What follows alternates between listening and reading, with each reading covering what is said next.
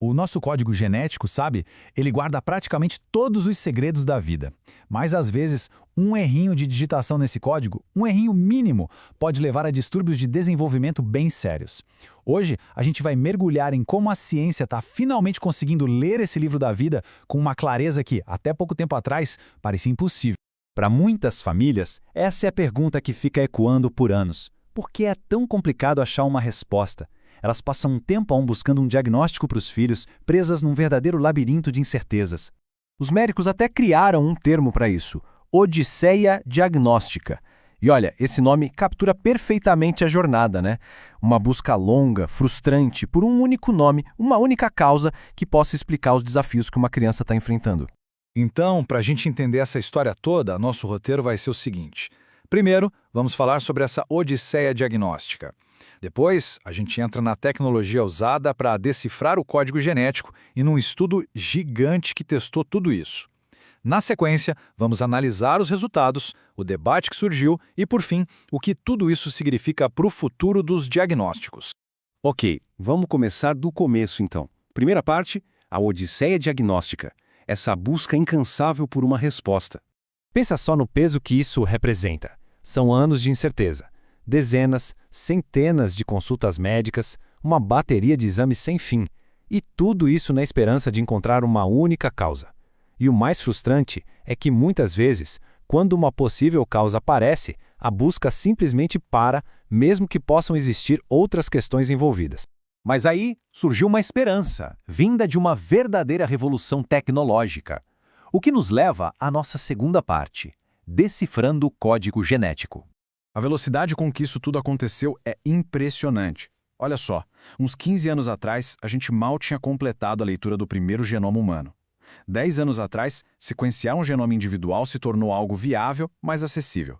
E nos últimos 5 anos, essa tecnologia começou a ser usada em larga escala para doenças raras.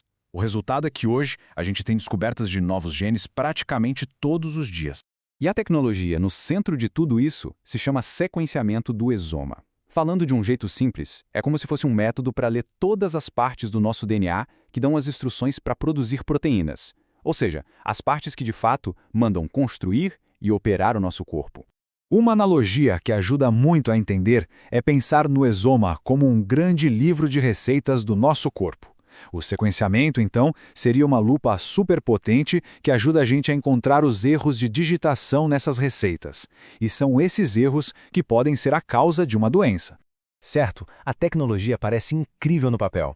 Mas e na vida real, como ela se sai? Isso nos leva direto para a terceira parte, o estudo em grande escala que colocou essa tecnologia à prova.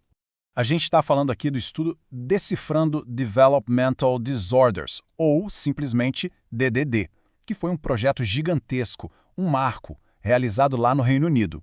E quando eu digo que foi gigante, não é exagero. Eles aplicaram essa tecnologia num grupo de 1.133 pacientes, todos com distúrbios de desenvolvimento graves e que ainda não tinham um diagnóstico. Esse número já mostra a dimensão do esforço. O processo todo foi muito bem estruturado. Eles recrutaram os pacientes e as famílias, sequenciaram os exomas de todo mundo, e aí começou o trabalho de detetive. Filtraram umas 80 mil variações genéticas por pessoa, revisar manualmente as mais suspeitas e, no fim, relatar o que foi encontrado. Agora presta atenção, porque aqui está o pulo do gato. Ao sequenciar o DNA dos pais também, e não só o da criança, os pesquisadores conseguiram reduzir em 10 vezes o número de variantes que precisavam analisar. Isso transformou aquela busca por uma agulha no palheiro numa tarefa muito, mas muito mais fácil. Foi uma virada de jogo. Isso nos leva à grande pergunta. Quarta parte. Os resultados e o debate. Afinal, o que eles encontraram? O resultado principal foi esse aqui. Eles conseguiram um diagnóstico definitivo para 27% dos pacientes. Pensa bem, para mais de um quarto daquelas famílias, a longa odisseia diagnóstica finalmente tinha chegado ao fim. E para mostrar que esse resultado não foi um acaso, um outro estudo independente, liderado por um pesquisador chamado Lee, com mais de 800 pacientes, encontrou uma taxa de diagnóstico quase idêntica, 26%. Isso deu muito mais credibilidade aos achados do estudo DDE. Mas quando a gente começa a mergulhar tão fundo no nosso código genético, existe a chance de encontrar coisas que não estávamos procurando. E isso levanta uma questão ética bem complexa. O que fazer com os segredos médicos que a gente descobre por acidente? O pessoal do estudo DDD tomou a decisão de não procurar ativamente por esses achados incidentais. O argumento deles era que isso ia exigir muito mais tempo e recursos. Só que o debate continua quente, porque outros estudos mostram que cerca de 1 a 2% das pessoas têm um desses achados acidentais que poderiam, de fato, levar a um tratamento ou prevenção. Então, a pergunta sobre qual é a responsabilidade dos médicos e pesquisadores continua no ar. E o futuro? Bom, chegamos na nossa última parte, uma nova era de diagnóstico. E a verdade é que esses primeiros resultados são só a pontinha do iceberg. Para se ter uma ideia, o objetivo do projeto DDD agora é expandir para incluir quase 12 mil pacientes. Se a gente fizer uma conta rápida, isso sugere que mais de 3 mil famílias vão receber um diagnóstico só com esse estudo. A escala é realmente transformadora.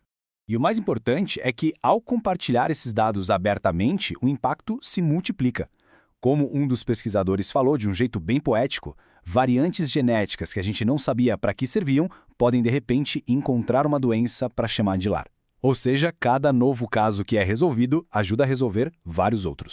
E isso tudo nos deixa com uma última reflexão. Conforme essa tecnologia vai se tornando algo comum no dia a dia, não só na pesquisa, mas nos consultórios, como é que a sociedade vai lidar com os segredos médicos que ela pode acabar revelando sem querer? É uma questão grande e que, cedo ou tarde, todos nós vamos ter que encarar.